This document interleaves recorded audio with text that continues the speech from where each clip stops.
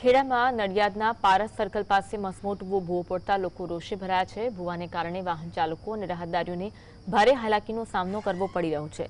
આ મુદ્દે નડિયાદ શહેર કોંગ્રેસ દ્વારા તીવ્ર વિરોધ પ્રદર્શન કરવામાં આવ્યું।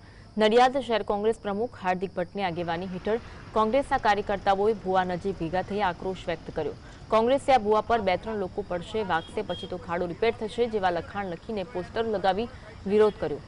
કોંગ્રેસનું કહેવું છે કે આવા ભૂવાઓને કારણે શહેરની પ્રજાને જીવનું જોખમ ઊભું થઈ રહ્યું છે અને તેનું તાત્કાલિક નિરાકરણ કરવું જરૂરી છે। આ મુખ્ય માર્ગ ઉપર ભૂવો પડેલો છે। મહાનગરપાલિકાના 2 જવાબદાર અધિકારીઓ છે, પોતે એસી કેબિનોમાં બેસી રહેશે, તેમને આ મુખ્ય માર્ગ પરનો ભૂવો દેખાતો નથી।